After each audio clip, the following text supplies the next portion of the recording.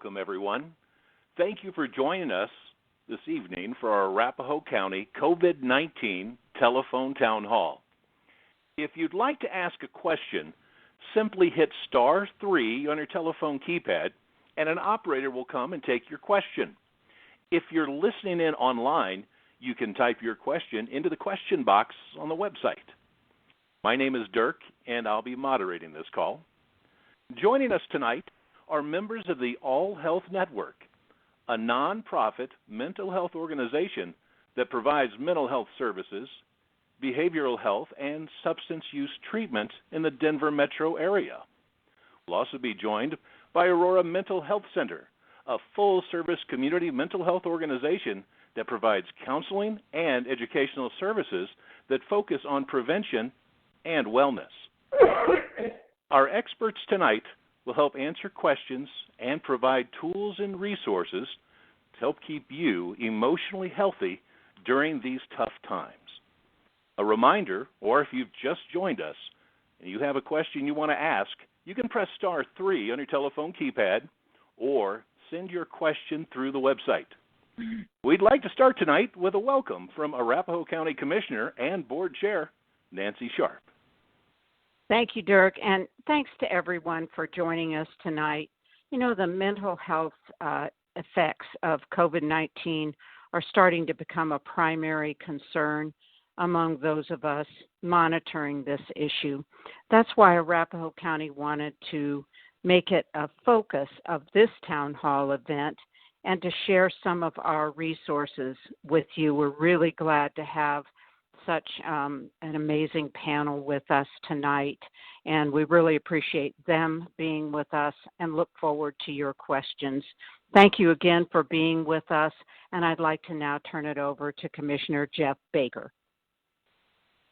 Thank you, Commissioner Sharp. Mental health effects brought on by COVID can be less obvious than the physical or economic ones. Fortunately, we've invited a host of experts who will help you to learn how to recognize the signs and when you need to get help for them. But for now, back to Dirk, our moderator. Thank you, Commissioners. So to set the stage for tonight's discussion, we'd like to begin tonight with an update from Dr. Bernadette Albanese, a medical epidemiologist with Tri-County Health who has some important updates for us. Dr. Albanese? Good evening, everyone. Dr. Albanese here with Tri-County Health Department, and happy Thursday evening to all of you. Just a quick high-level overview. I think Dr. Douglas, I'm filling in for Dr. Douglas tonight. I think he just usually talks a little bit about the COVID cases and counts and how things are looking in Arapahoe County. I don't know if anyone's been kind of paying attention to the news a little bit lately. I think it's been noted that around the state, not just in Arapahoe County, but including Arapahoe County, we have seen a bump up in cases. We think this is very likely to have been related to the Labor Day holiday when folks were congregating perhaps a little more than we would have liked to have seen, but people trying to, enjoy themselves and getting out and about. But with that extra contact with other people runs the risk of getting exposed or infected with COVID. So we are seeing some case counts having gone up, perhaps a bit higher than they were just prior to Labor Day when things were quieting down quite nicely. This increase is not, it's something to be noticed. It's not reaching any of the levels that we saw earlier in the summer, say post the July 4th holiday or post the Memorial Day holiday, but we're going to be keeping an eye on it, and hopefully we won't see the jump as substantially as we had earlier in the summer, and we'll like to see that turn around. Our hospital rates are still fairly low, which is a good thing. That's one of the indicators that we pay a lot of attention to make sure that we're not overcrowding our hospitals with COVID patients.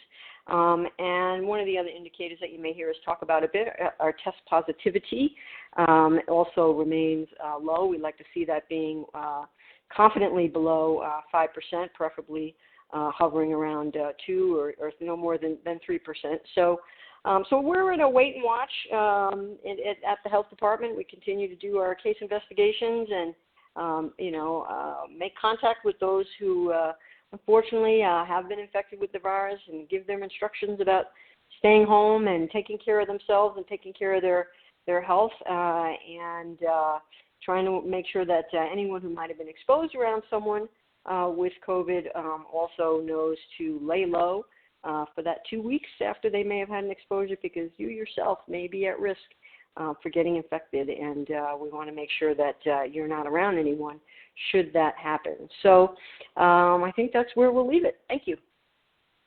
Thank you, Dr. Albanese. Now, in the background, we're screwing around, just queuing up some questions from callers. As we scurry about, and I see that we have a number of them in line right now, we want to make sure that you have a chance to ask a question. So if you have a question you'd like to ask, please press star 3 on your telephone keypad to enter the question queue. Again, press star 3 on your telephone keypad if you'd like to ask a question live on this call. And now we'd like to take a moment to learn about a new program available to Arapahoe County residents, the Colorado Spirit Program. It provides free mental health support specific to the stresses caused by the pandemic. Here to tell us a little more about the program is Amber Behrens from AllHealth Network and Debbie Stafford from Aurora Mental Health. Thank you so much. We are so excited to be able to talk to you all about this free resource. Both AllHealth Network and Aurora Mental Health Center were able to partner with the Colorado Department of Public Health and Environment to get a grant to set up a free support program. So while both of our programs will look a little different, we are all here to support Arapahoe County residents. Our services can be individual or group support. They can be training or education sessions.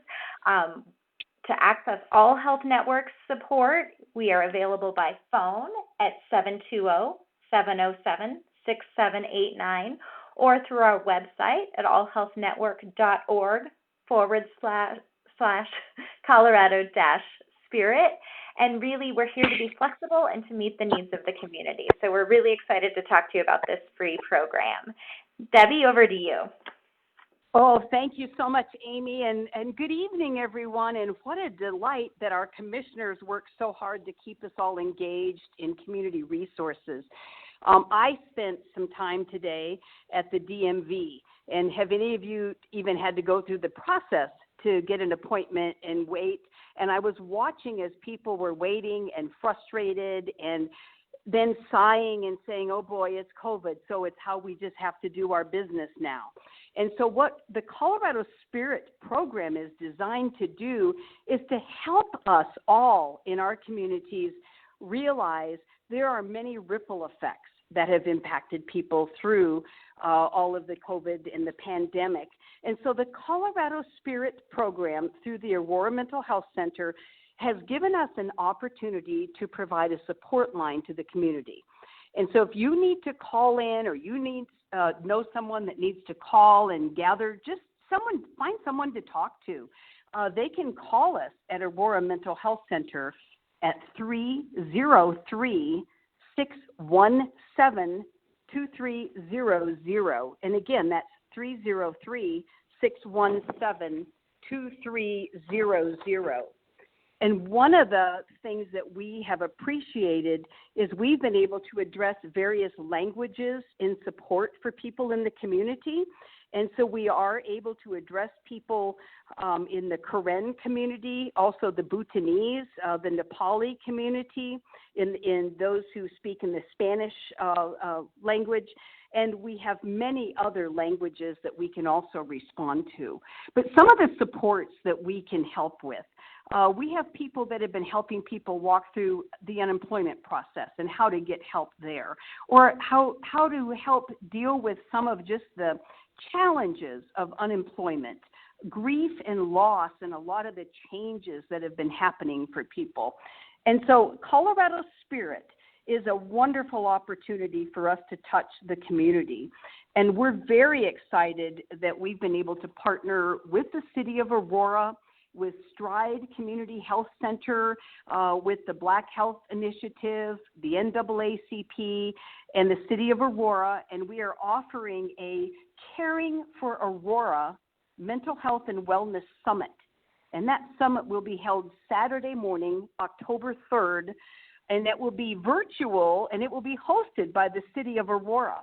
It's from 10 in the morning until noon, and you can find out more about that either by calling us again at 303-617-2300. You can also look on the website at Aurora Mental Health, and that is real easy. It's aumhc.org, or go look on the city site. And so we really want the community to know that there are responses through Colorado Spirit to help us all just cope in these pretty unprecedented times we find ourselves in. Thank you very much, Amber and Debbie. And as I mentioned, if you've got a question that you would like to ask, please press *3 on your telephone keypad to enter the question queue. And we're going to go ahead and start the questions off. We've got Steve in Aurora joining us, and it looks like a good question for Melissa Sager with Tri-County Health. So, Steve, welcome. Go ahead with your question, please. Hi there. I was asking about opening up dancing more because that is one of the ways that me and my wife cope with things. And the way it is most of the dance places have been shut down. Steve, thanks so much for the question. We know that a lot of these activities are so important to the residents of the community, and exercising, dancing, being exercising, so important. I will say that this activity is permitted under current public health orders, and if there's a facility that you usually frequent that we could provide information to as far as the requirements, but you can dance and you can partner with people from your household, and you can do that in a gym setting or other type of setting that you've been doing that in. If you connect with us at Tri-County, you can reach us at 303-220-9200, and we'd be happy to connect with you and provide some information on the requirements for dancing. Thank you very much, Melissa. Moving on, our next caller is Rachel from Aurora. It's a mental health question. So, Dr. Kalin with Aurora Mental Health, this one will be coming your way. So, Catherine? Yes, that's me. Okay, I apologize. It jumped up in front of me as I hit the button, so this is operator error on my part. We will get to Rachel's question in a second. Next up, we have Catherine, who's just joined us, and Amber Behrens from AllHealth. This question looks like it's one for you. Go ahead, Catherine, with your question, please. Hi, Amber. My husband of 40 years died in April of COVID, and it was new. And, we were just being told to wear masks, and I moved, and I'm handicapped, and I had to move to a senior apartment, sell our home, and move to a senior apartment in order to be able to make it. And I'm so unhappy because with COVID, I'm so isolated. I had chosen to move to a senior apartment in the hopes that it would help me get involved and do things, but it was all shut down. And I've talked to a therapist, and I've talked to everybody. And I just, if it wasn't for my daughter, who's 31, I think I would probably kill myself. Goodness, Catherine, I am so sorry for your loss and to hear that you are facing so many different difficult changes all at once. that is incredibly difficult. I'm glad to hear you've reached out and connected to a therapist, because I think in situations like this where we're getting so many changes coming at us all at once, it's really, really important to connect with as many people as possible. I'm glad to hear that your daughter is in your life and she is important to you. What I would really suggest is certainly to make sure you know that the Colorado Spirit programs are great places that you could call and talk to someone and just talk about your individual circumstances and really do some problem solving and start to kind of think through with one of our team members about what would help you individually, because we know there's no simple fixes to this.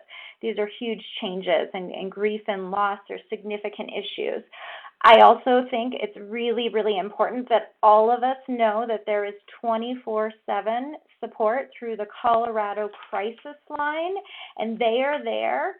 They're counselors who are there to listen and to help people in the immediate moment. So if some of those thoughts are ever getting more intense about wishing that your life was over, they would be a really important resource to reach out to you, that are there 24/7, 365 days a year.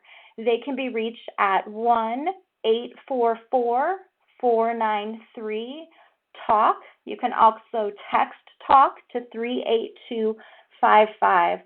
So I'm just so glad to hear that you've called in today, and I just really want to encourage you to keep reaching out and keep connecting so that different people can help you think through what's going to help you day by day, because each day is probably going to feel a little different. Thank you very much, Amber. And for Rachel and everyone else in the queue, we will be to you in just a moment. We want to thank everyone for tuning in to this Arapahoe County Telephone Town Hall.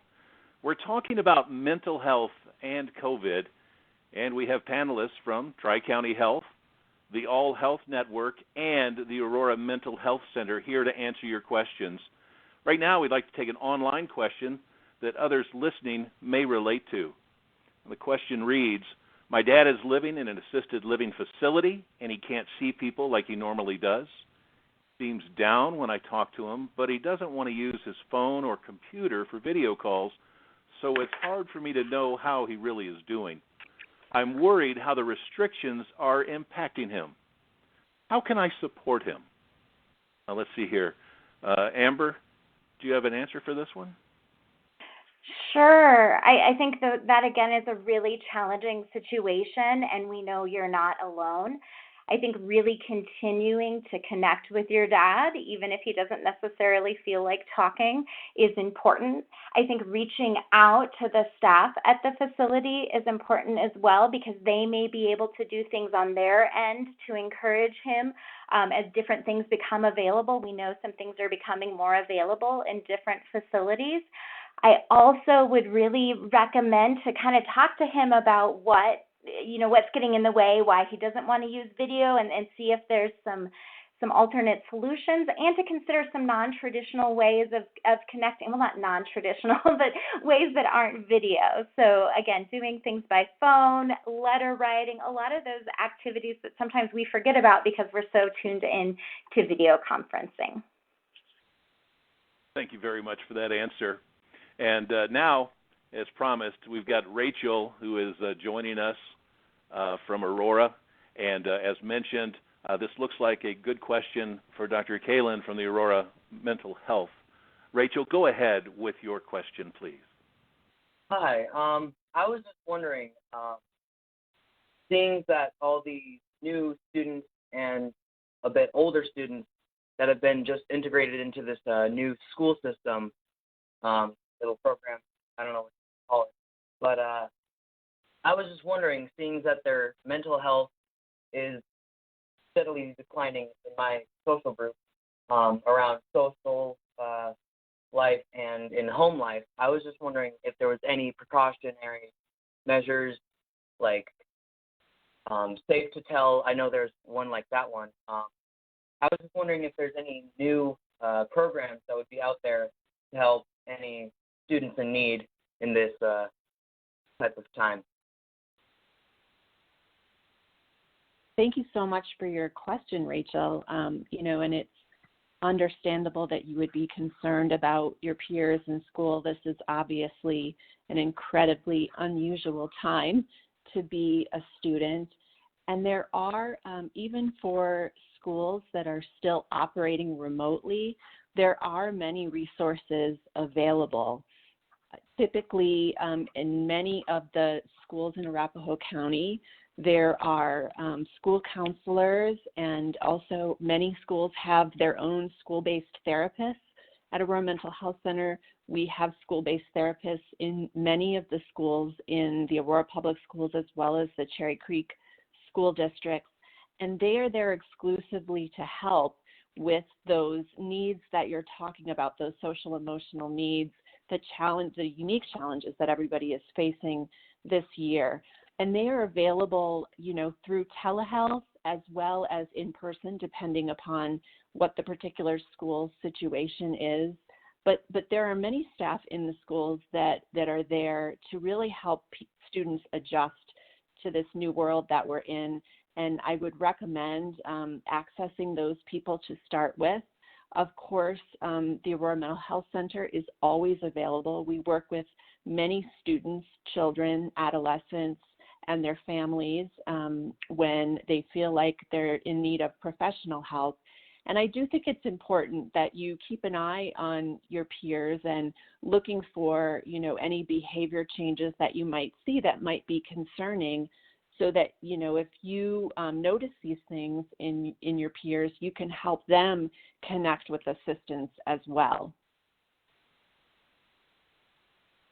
Thank you very much for that answer. And as a reminder, if you have a question you'd like to ask, please press *3 on your telephone keypad to enter the question queue. Again, *3 if you'd like to ask a question. We've got Jeannie joining us from Centennial now, and it looks like Dr. Albanese with Tri-County Health. This is a good one for you. Go ahead, Jeannie, with your question, please. Thanks for taking my call. So my question is that both myself and my husband are considered by the CDC to be at high risk for severe complications to COVID-19 because of our health conditions. And we are trying to understand what to do with our 4-year-old child who really needs the social interaction of other children. But we're looking at sending him to a preschool because, it's so hard with a 4-year-old, but he needs to be around kids. He needs to learn appropriate social skills. But what we're worried about is that if he would, come into contact with a virus, we don't have an adult who is not at high risk for getting the disease and having severe complications that could take care of him. And so we're just wondering, based on kind of your high-level point of view and your holistic point of view, what you could advise. We've also, tried to find families who are in a similar situation as ours that are reducing their exposure and are still effectively on lockdown to socialize with, and that's been really, really challenging to try to find a good match because everybody's kind of interpreting this differently. So if you could kind of address either or both of those, I would really appreciate it. Thanks, Jeannie. That's a great question, and it sounds like you have already been trying to think out of the box to come up with some solutions. This is a very individualized issue for you and your family. I think kudos to you actually for recognizing that you're at risk and for really taking it very seriously and taking it under careful consideration about what that you can do to avoid bringing COVID into your household. So that alone is a great place to start for you, your husband, and your family. I think the best thing that I can try to offer is, sending your child to childcare or sending your child to school. With it comes risk. I'm not going to deny that. There's opportunity. There's opportunity for your child to get exposed, and potential, an opportunity for your child to potentially get infected, which is not what we'd want to happen. But anytime that they are going to be around other children, particularly in the preschool, toddler range, when it's inevitable that they're going to have physical interaction with their playmates, there is a risk there. That being said, The data, we have a lot more data on COVID in adults than in children. We have, we're 7+ months into the pandemic now. Clearly, the far majority of cases have occurred in adults, ranging, from young adults in their 18s, 19, 20s on up. That's the bulk of the cases. When you look at the pediatric population, really very young children have represented a very small percentage of all the cases, not just in the United States, but around the world. We haven't figured out why that's the case yet, actually. We haven't cracked that nut yet, but that's the way that it's been. So among the pediatric population, high school-aged students, high school-aged children, would be, so you're already in the pediatric population. There's not as many cases, but amongst that population, if there are going to be cases, it's going to be more commonly found in high school-age students, and then it sort of decreases as the younger you get. So we see very few cases in infants, not that many cases in toddlers, and then as you get older in the school-aged population, from kindergarten, first grade on up, then the case rates increase. But again, substantially lower than what we see in the adult population. So what's been observed is that children, for reasons the science has not quite figured out, children, particularly young children, are just not efficient at spreading the infection to adults. So most of the direction of spread of infection is actually from adults to children rather than the other way around. Now, why is that important? Well, it says, if a child has COVID, what is the likelihood that they can give it to an adult? And we say, well, it's quite a bit lower than the other way around. And if an adult has COVID, what's the potential that you can give it to kids? That potential is higher, albeit we still see very low case rates in young children. So I'm not going to say that it's zero. So it's not going to be, if you send your child to preschool, that there's going to be zero risk of them getting exposed. No, there will be risk of getting exposed. I'm not going to say that there's zero risk that they can't get infected. There is risk that they can get infected, relatively speaking, much lower than we see in adults. And then even if your child got COVID, what is the chance that they could give it to you? But none of this boils down to zero risk, Jeannie. It just doesn't. So I think your attempt to find creative ways for your son to be able to interact and socialize with peers, with playmates in a safe setting is a logical way to go.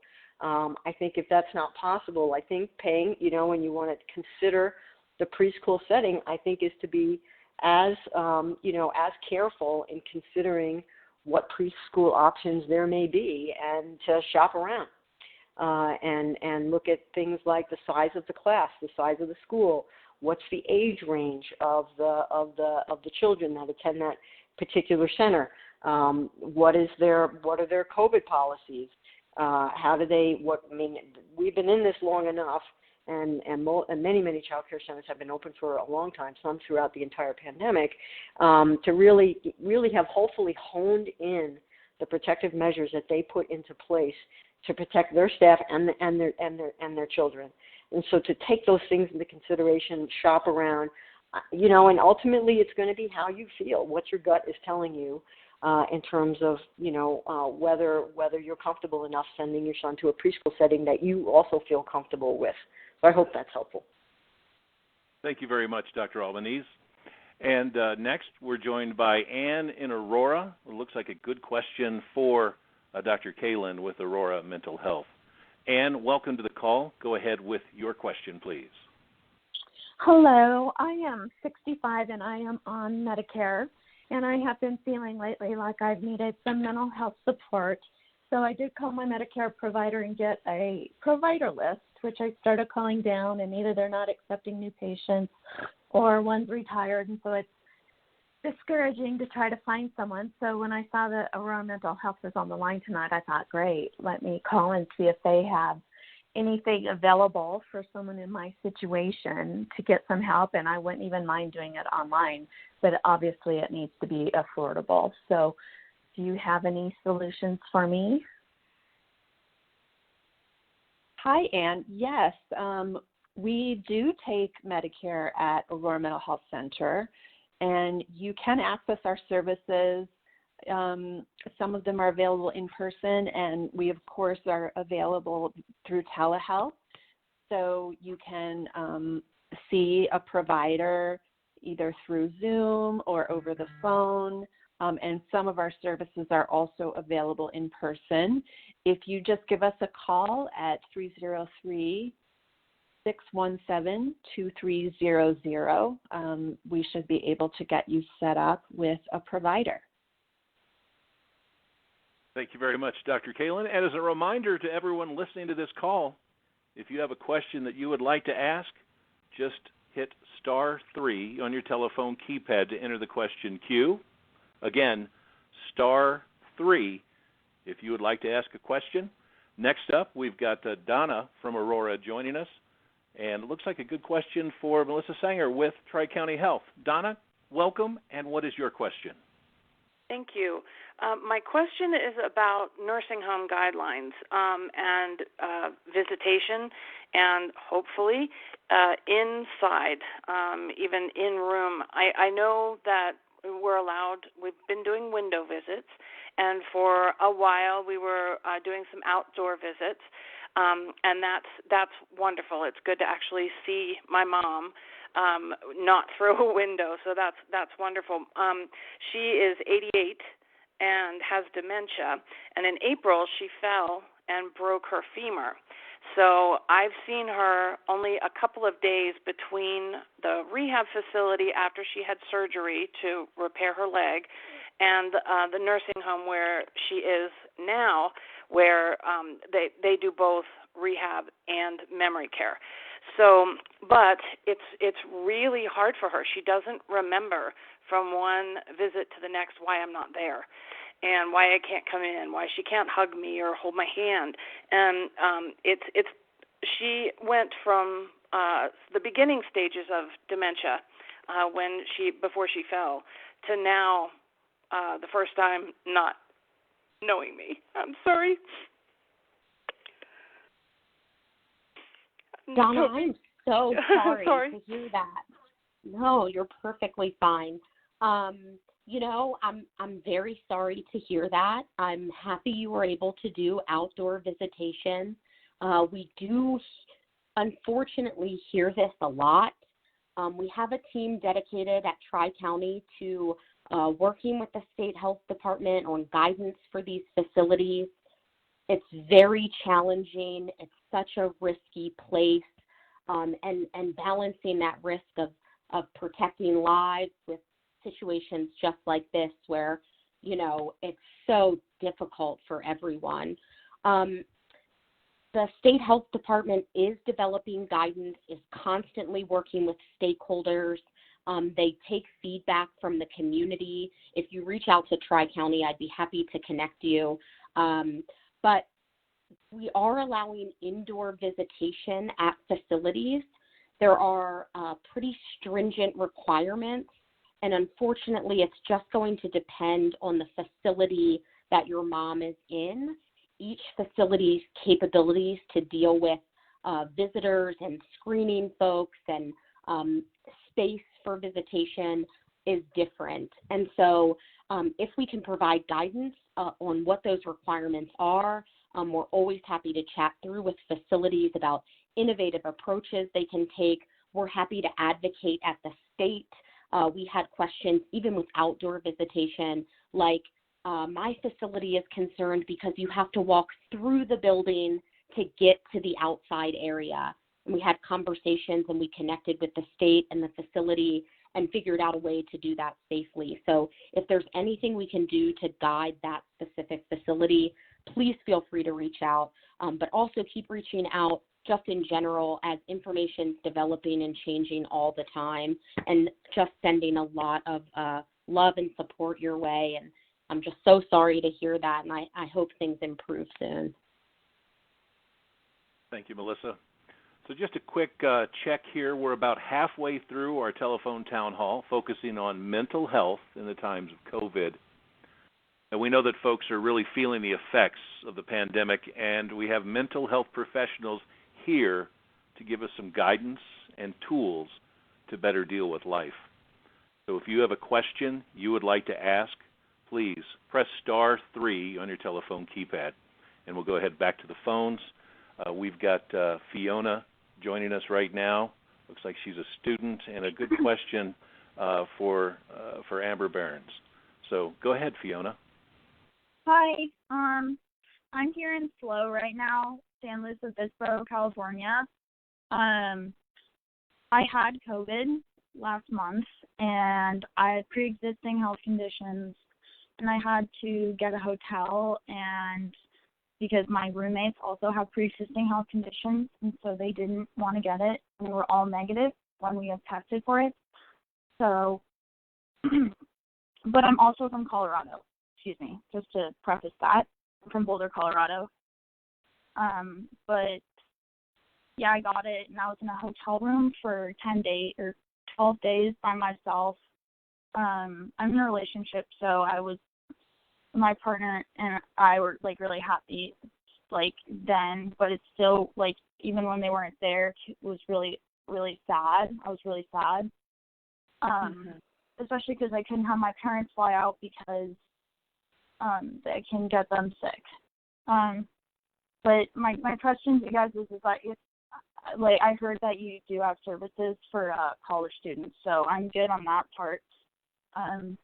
But I also wanted to ask, I would totally be anyone's pen pal if anyone wants, like, if anyone's feeling sad, because like I think that'd be a great way to like connect like people together. I don't know. I would love to, like, my email is fiona.marie.quinn@gmail.com. So if any of you want to email me, I'm always on my computer doing homework because I'm just a sad college student. Okay, yeah. Oh, Fiona, thank you so much for calling in. I'm so sorry to hear that there's been so many stressful things you're facing, but I love your offer of support. We know that some of the things that really help us all as humans during stressful times are finding things that bring us comfort, finding things that we can be effective at, connecting with other people, finding hope, and finding ways to stay safe. So you just really illustrate that connection is so important and powerful. To go to your point, yes, absolutely. We can support people if they're not necessarily living in state. The good thing right now is that all of the states have actually applied for similar funding from the federal government. So just about every state has programs like ours, obviously not named Colorado Spirit. But one of the things we might be able to do is help connect you with a program that's closer to you that might have a better idea of some local resources too. So thanks for reaching out today. Thank you, Amber. We're going to move on to an online question submitted by Sue. And it looks like Sarah Prager at the AllHealth Network. This is a good one for you. Sue writes, my partner has been drinking more than normal since the pandemic started. Does substance use treatment mean rehab? Hi, good evening, everyone. Thanks, Sue. First of all, you are not alone in this, and neither is your partner. It's been really difficult for people who are trying to stay sober in this time frame, but I want to let you know that it's totally possible, and no, rehab isn't necessarily the answer for everyone. So this is a really common question. Actually, most people who are working on recovery are doing a mix of things like individual therapy, group therapy, 12-step programs, and maybe medications that help with cravings. Most people don't need inpatient treatment, but can do really well on an outpatient level, which is offered all over the state at programs just like ours at AllHealth, Aurora Mental Health, and some other ones, you know, just to name some of our friends, Mile High Behavioral, Arts, Jefferson County Mental Health, and lots of others. So there's so many resources out there to help your partner and anyone else who's listening who might notice that they are using a substance more than they used to. Thank you, Sarah. Now, we're joined tonight by the Aurora Mental Health Center, which is a private, nonprofit community mental health organization serving children, adults, and families With a wide range of mental health needs since 1975, the center's goal is to promote mental health to enable people to truly live their life to the fullest. You can learn more about them on their website at aumhc.org. Again, their web address, aumhc.org. And while we're talking about Aurora Mental Health, let's get back to some more questions. So we've got Christina joining us now from Aurora. And Dr. Kalin, this looks like a good question for you. Christina, welcome to the call. Go ahead with your question. Thank you. Hello, can you hear me? Yes, ma'am. Okay, good. My question is how to deal with the fear. Sometimes it like takes my breath away. I know I'm on a lot of meds, and I'm just always afraid. I'm afraid to go see my grandchildren. I'm afraid to go to the market. It's like, I don't know if we should start storing up on supplies like medical supplies or pills, all the pills that I take. It's like it's only getting worse, and damn, I don't want to die. And I know that if I got it, I would, because it's just for all the reasons that I've got issues. And I'm normally a very happy person. I am a happy person. I fake it very well. But the fear part, I just can't.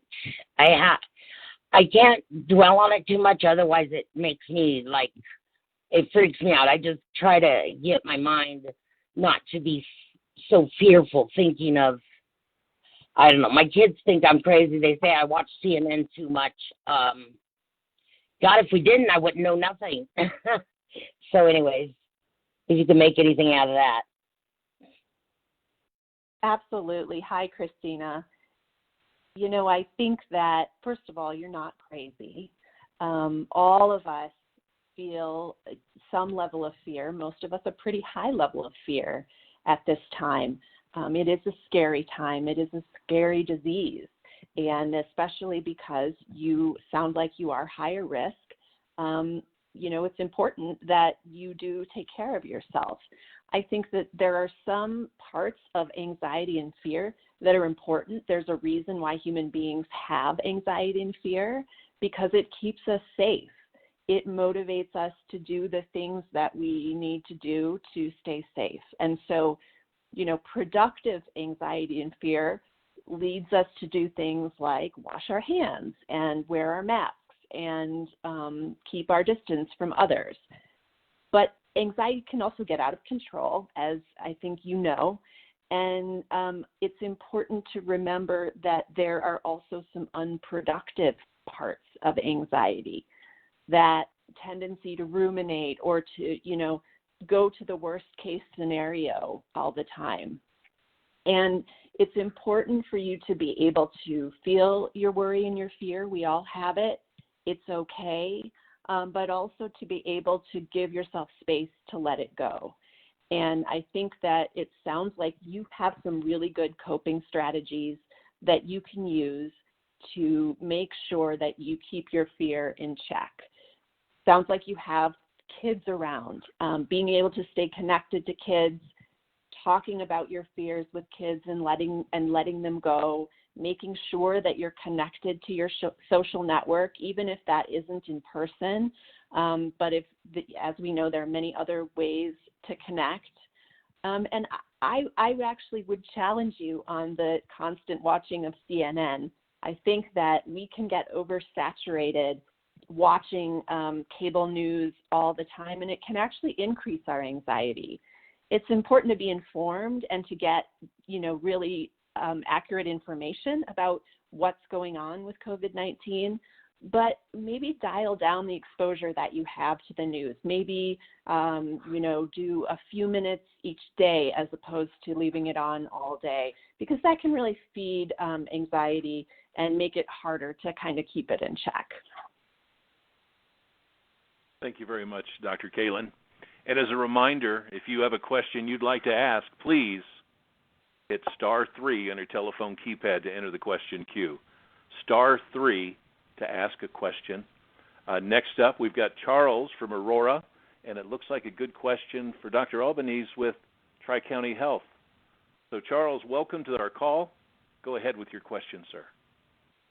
Okay, I'm a 72-year-old clock repairman, and with the somewhat increasing cases and such, I'm wondering if I should hold back for a while until things slow down again before I continue repairing clocks in people's homes.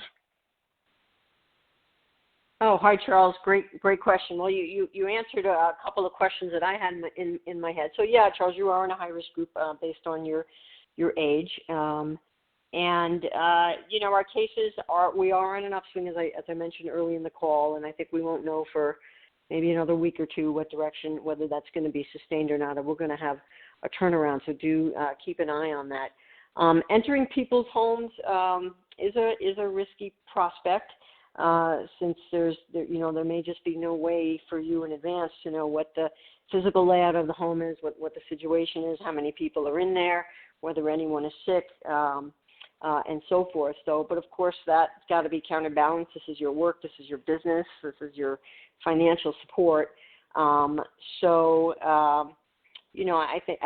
think balance that in terms of what happens when you need to enter someone's home, and it may be that taking a brief pause, if that's something that you can manage financially, would be something to take under consideration, again, since you can't really control what sort of the human environment would be in any particular, anyone's particular house, and whether there could be someone in there that is sick or infected with COVID. Thank you, Dr. Albanese. Next, we've got Rob joining us from Greenwood Village, and it looks like a question that Melissa Sanger with Tri-County Health can help with. Rob, you're live on the call. What is your question, sir? I have two kids at Cherry Creek High School.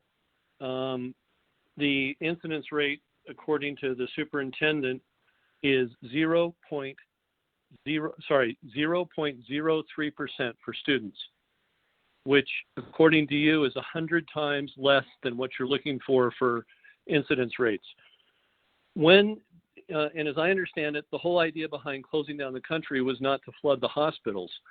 Colorado hospitals, last time I looked, 135 people were in hospital for COVID-19, and I believe we have 12,000 beds in Colorado.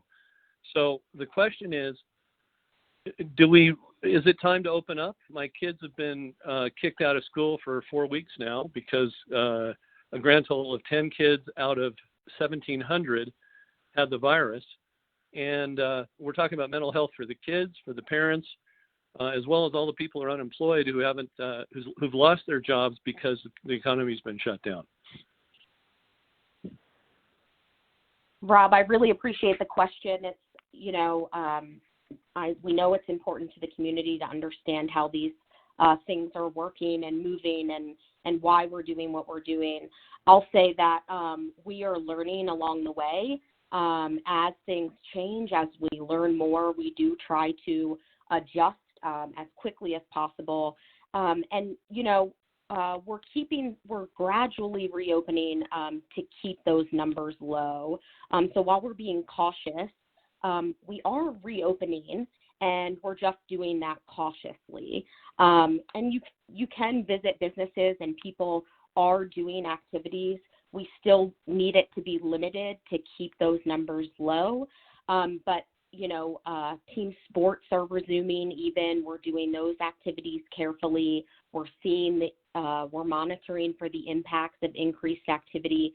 And then we're actively working with the state on school guidance as far as cases and outbreaks. We're working with superintendents and other stakeholders very closely in coordination with the state to ensure that we're keeping kids safe, but that we're being reasonable in that approach and adjusting as we learn more. I am not the right person to talk about the data, but we have a whole team dedicated to data at Tri-County, and I'd encourage you to reach out, and I can connect you with additional information about what numbers are important and why as we evaluate reopening. But thank you for the question. Thank you for answering that, Melissa. We're moving on to an online question next. And this was submitted by Morgan, and it looks like it's a good question for Amber Behrens. So Morgan writes, everywhere I look, people are talking about how important self-care is, but I can't fit one more thing into my day. Do you have any ideas for how I can take time for myself so I can keep going? Thanks, Morgan. That is a great question, and I'm right there with you. I struggle with that at times as well. And I think what I've really been thinking about for myself is the fact that this is longer term as in terms of a stressor. And so really finding ways that I can think of brief things that I can do, recognizing that eating a balanced meal, making sure I drink water, taking a quick walk around the block, and getting out of my chair, that those are self-care too. So we don't necessarily have to think of the big things as the only things we can do for self-care, but really finding those moments of practice. And sometimes it may just be a minute or two, and that's okay. Also really recognizing the importance of connection with others, and that when we connect with others in a way that is meaningful to us, that also is self-care. And so really making sure we keep doing that and thinking about things that bring us comfort and calming. Thank you for reaching out and asking about that. Thank you very much. And we hope you are finding this telephone town hall helpful. We're approaching the top of the hour, but we do have time to take a few more calls. And we've got Rika from Centennial joining us now. And it looks like a good question for Dr. Kalin. Rika, welcome to the call. Go ahead with your question, please. Hi, I had a question about college students who are starting their first year in college. My son is a freshman at CU Boulder, and the anxiety of being a freshman, of course, an added stress of they're tested every week for COVID-19, and then they're allowed to stay on campus only if they're negative. So I think the college counselors are all swamped, and there's waiting lists to talk to them. So I was wondering if you guys had a special program or something for college students specifically. Thanks for your question, Rika. Yes, it certainly is an unusual time to start college. My son also has started high school in a new school, and not being able to do the usual things that a new college student can do to get to know the community, to get to know the other students, can certainly add a level of challenge to things that we haven't faced before. I'm glad to hear that you or your son have already reached out to the school counselors. I think that's an excellent start. There are community resources, and they are all available to college students as well as anyone else. So certainly at the Aurora Mental Health Center, we do telehealth, so if people aren't nearby, it is really not a barrier to accessing services. There is also a mental health center up in Boulder that I'm sure would be happy to help as well, and or to help connect you and your family with other community resources outside of CU Boulder. If those are really saturated at this point, there definitely are other places where you could access care for your son, either at Aurora Mental Health Center or one of the other community locations that might be closer to where he is right now. Thank you, Dr. Kalin. Next up, looks like Jerry Boyd from Aurora is joining us. And a good question for Melissa with Tri-County Health. Jerry, you're live. Go ahead with your question. Hello, Melissa. This is Jerry. And one of the things I wanted to know is, as far as the churches are concerned and the limits of attendance at the churches, do you have any data of what's happening with occurrences at the people that are going to churches now? Gary, thanks for the question. I don't have those numbers in front of me. We are doing lots of work with our case investigations and contact tracing to see where COVID-19 is spreading within the community, and we're talking to folks about what activities they're engaged in. What I can say is that places of worship are allowed to operate in person in Arapahoe County up to 175 people, but no greater than 50% capacity, and that's just because we're really not operating anywhere at more than 50% capacity to limit that close contact. We just don't want that many people in a single space. But these activities are occurring. We're working with places of worship to operate safely so that we don't see cases or outbreaks in those establishments. I encourage you to reach out to Tri-County. I'll just mention our call center number one more time, 303-220-9200. We have staff who will take your information and direct you to the right person who can provide more information on that. Thank you. Thank you, Melissa. And next, we've got Allison joining us, and Dr. Albanese with Tri-County. This looks like a good question for you. So, Allison, welcome. What is your question? So my question is, I'm 66 years old, and I need to go back to work because of some dental expenses that I have and need to get some money to pay for them. And I've had a fair amount of confusion looking for a job. I had been doing office work of a certain kind, and the first interview that I went to, I wore a mask into the office, and I was sitting in the conference room, and the people who could offer me the job came into the conference room, and they weren't wearing masks, and they asked me if I minded if they were wearing a mask or not. So it was kind of an uncomfortable situation. And I said no, that I didn't mind, but inside I really did mind.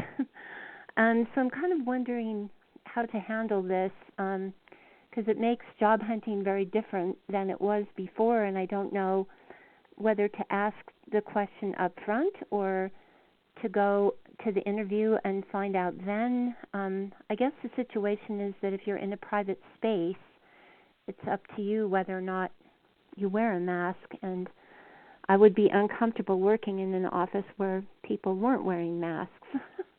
So I just wondered if you had any suggestions. Yeah, hi, Allison. Thanks for that. Thanks for that question. First of all, best of luck in your job search. I do hope that you are successful soon. You know, Allison, I would be uncomfortable being in a place that they weren't wearing masks either. And Melissa may have to correct me, but my understanding under the governor's order that he has just governor's order that he has just renewed, that mask wearing is mandatory in indoor places. So Melissa may need to correct me if I misstated. I think you're asking very good questions. I mean, I guess I'm not a employment expert, so I can't necessarily counsel you on when you might ask those questions. But I think if you're boiling down and narrowing down some options, and I think trying to work in an environment where they have good, tight policies and procedures in place around mask use, around distancing, around how they do their cubes or offices. What is their employee illness policy?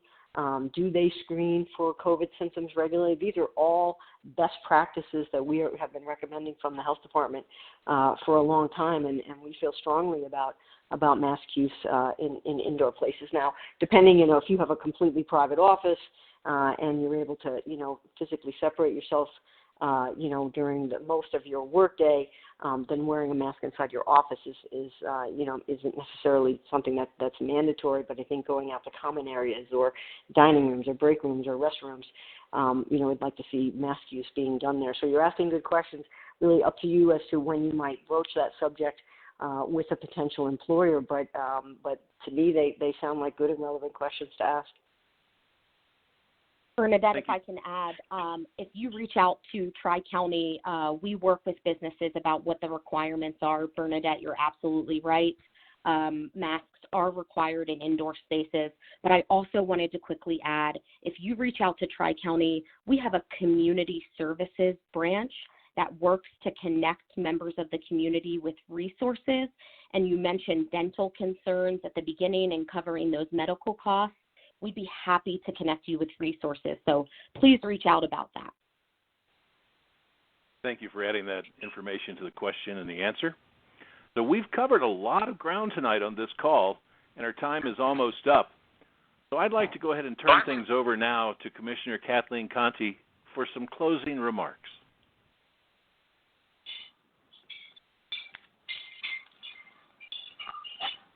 Commissioner Conti? I think we might have lost our connection there with Commissioner Conti. How about Commissioner Holland? This is Commissioner Conti.